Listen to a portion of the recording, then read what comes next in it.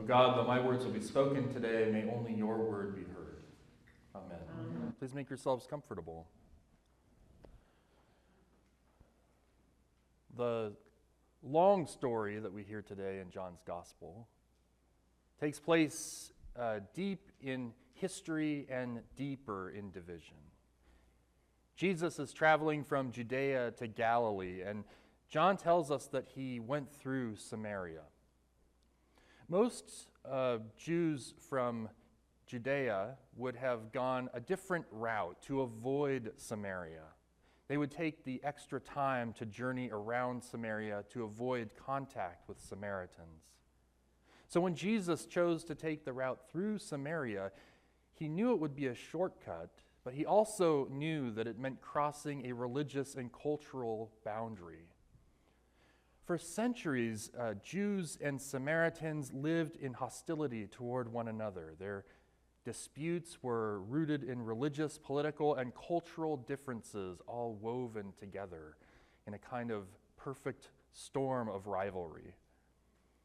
Each community believed that the other had corrupted the true faith of Israel.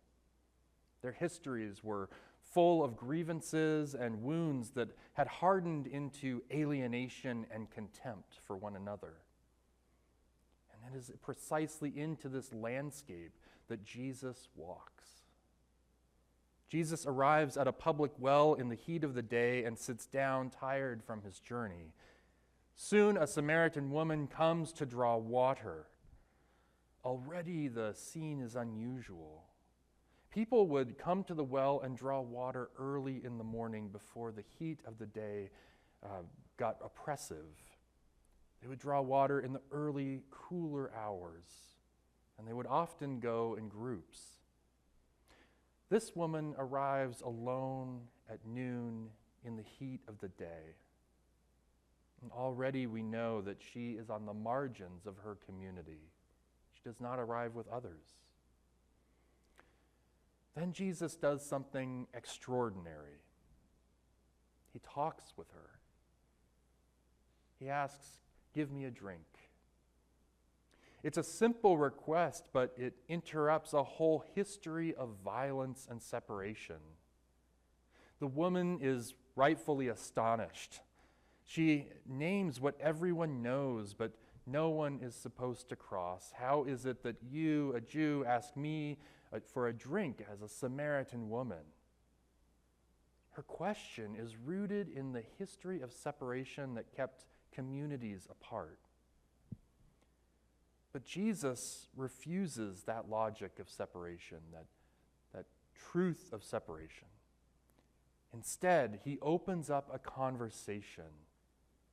What begins with a simple request for water becomes a discussion about living water, about truth, about worship, about the deepest longings of the human heart. And I think this story, keeping with my Lenten theme of violence, I think this story is what interrupting violence looks like.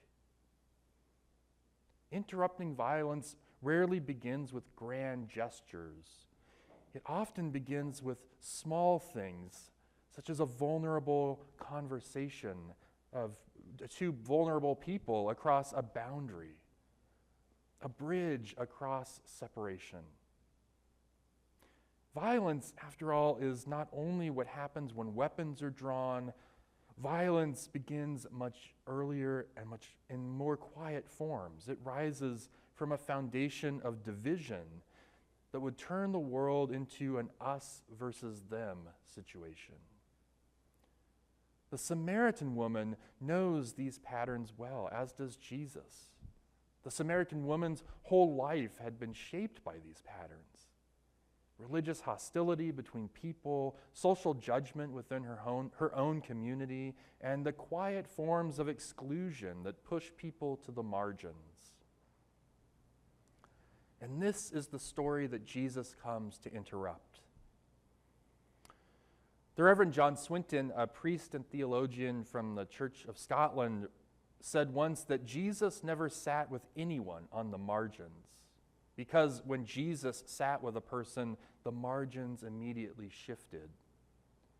In this story, Jesus interrupts a history of violence by sitting with the Samaritan woman and shifting the margins by seeing her. Jesus sees her. He listens to her.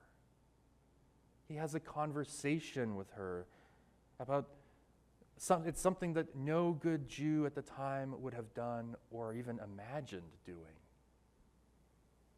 And remarkably, these simple acts lead the Samaritan woman to become one of the first evangelists outside of Jesus' small circle. She leaves her water jar behind, symbolically setting down the burdens she carried. And she runs back to her community, saying, "Come and see this man who told me everything I have ever done." Think about that for a moment.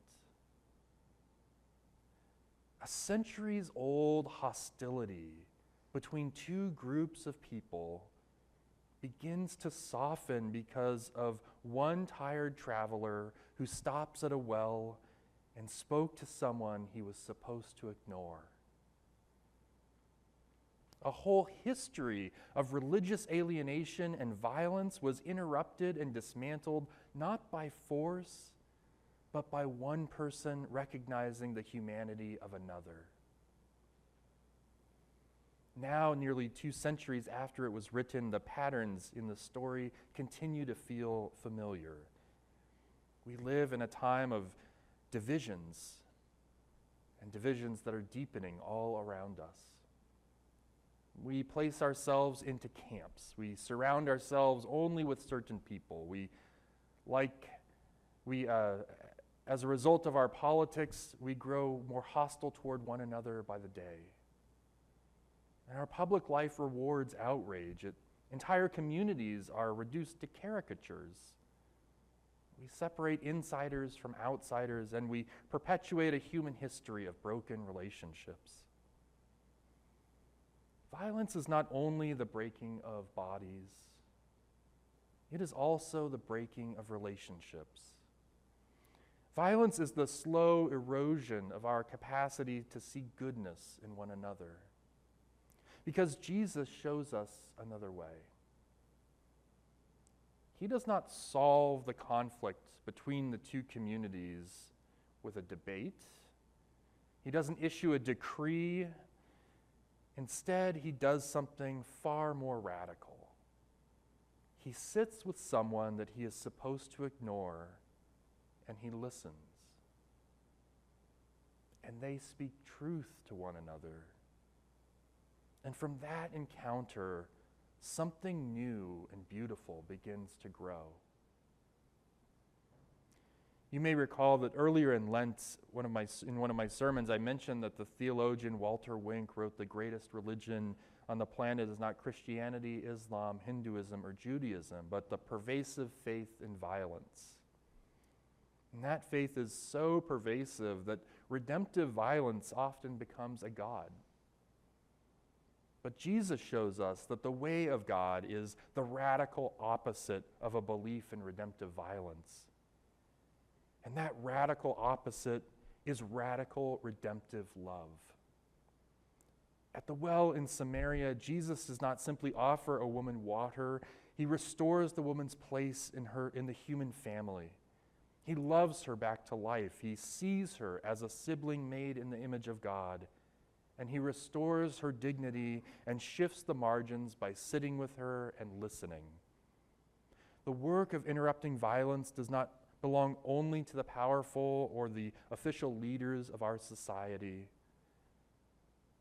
Interrupting violence often begins with us when we're experiencing the wounds of exclusion, with people who know what it means to long for living water.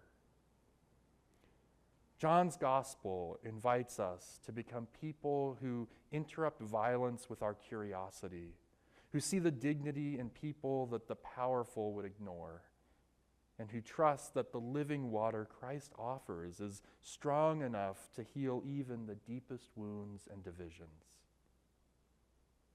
May the wells of our lives become places where the grace of God flows freely for us, for our neighbors, and for a world that is thirsting for peace. Amen.